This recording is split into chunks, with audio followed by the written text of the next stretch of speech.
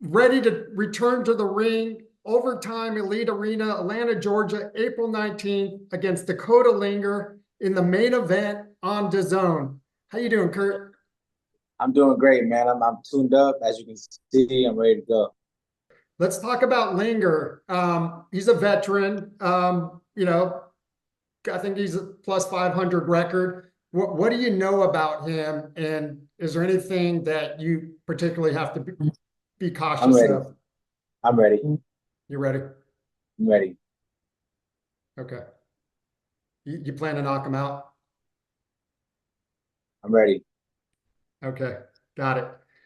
140, I mentioned at the beginning, stacked division. You got Tiafimo up there. You got Ryan and Devin fighting April 20th. In fact, the night after yours.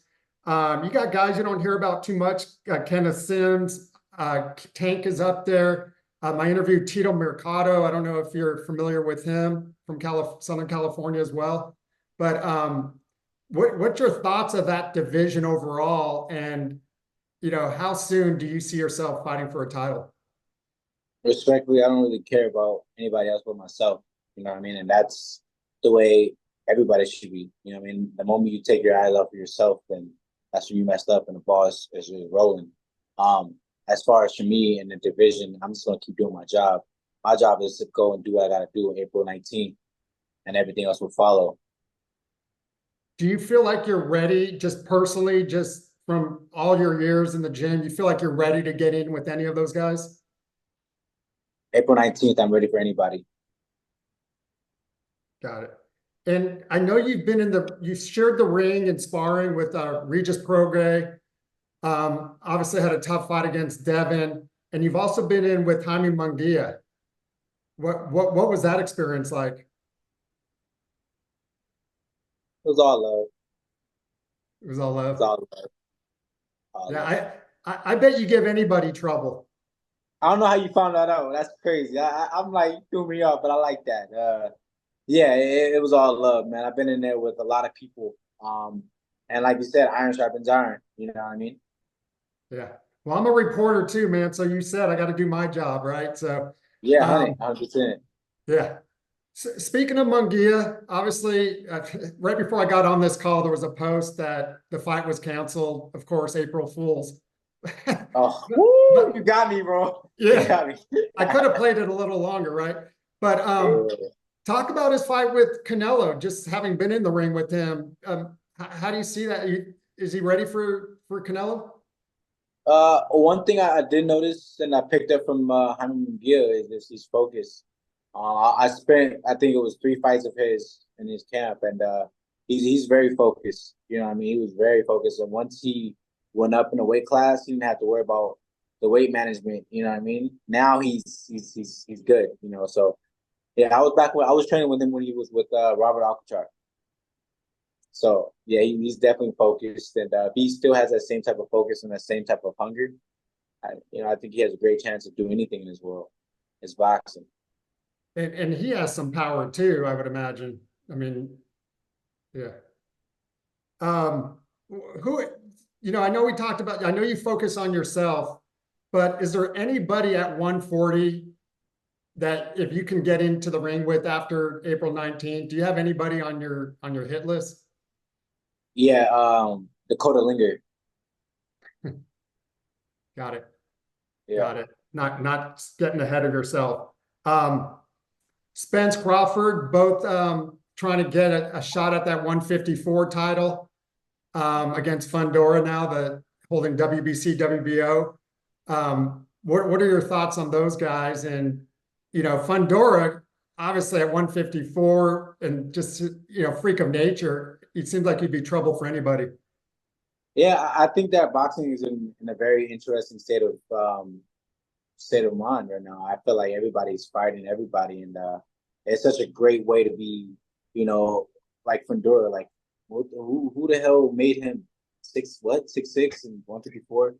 Somebody, I don't know. That's like he fell out of Mars or something. You know what I mean? And I think that he's special too, man. And when he fought Lubin, I was like, okay, he got power because the way Lubin looked after that. But I think, like I said, the state of boxing is in such good arms right now. You know what I mean?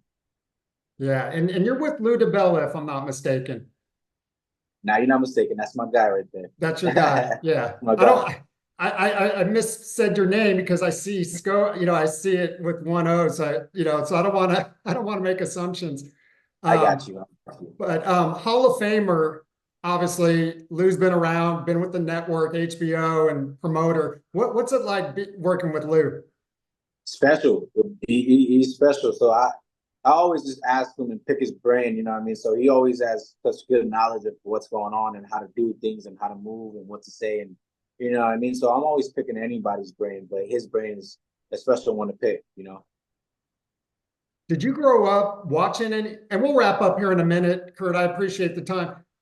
Were you a fan of the sport growing up, or did you just use it Yes. to kind of, like survival mode? And who did you like? Both. I grew up in a really rough environment where I seen fighting all over, but I just didn't know you can get paid for it. You know what I mean? I knew you can get paid for football, but I didn't know you can get paid to beat people up, you know? So once I understood that, I was like, okay, well, I'm gonna do boxing and I'm gonna do football, and one of them gonna get me paid because there's like a slogan that I always go by, and there's a Bronx tale. I always say this in any interview, and I want anybody that needs to hear it. But it said, the saddest thing in the world is a waste of talent, and that's from a Bronx tale.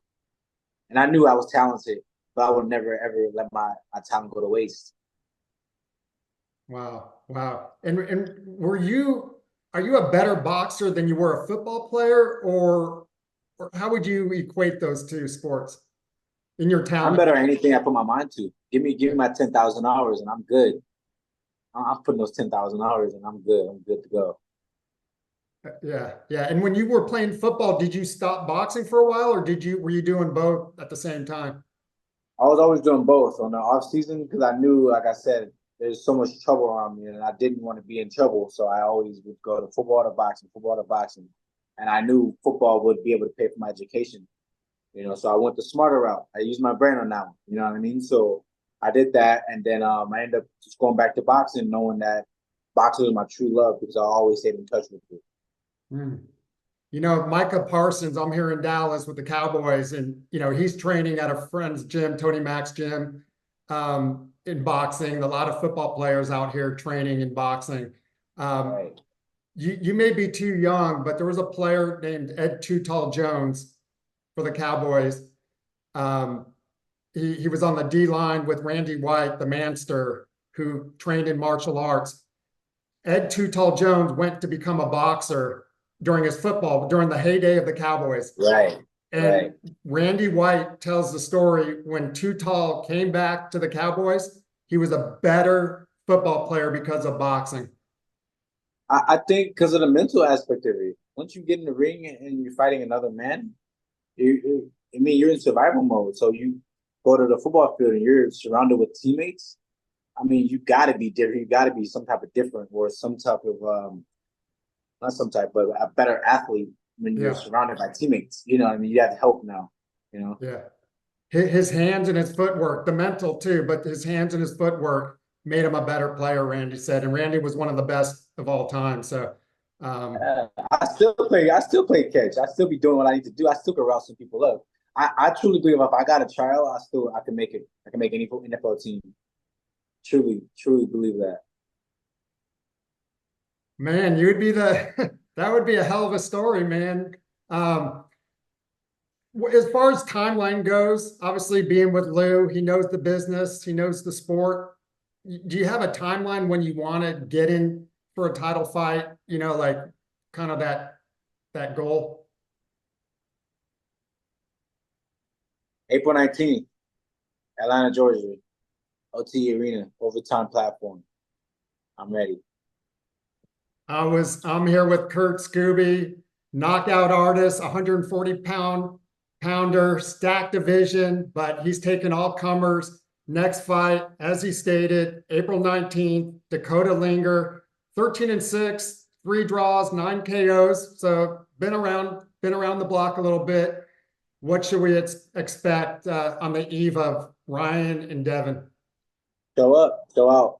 I'm ready. As you can see, I'm ready to go.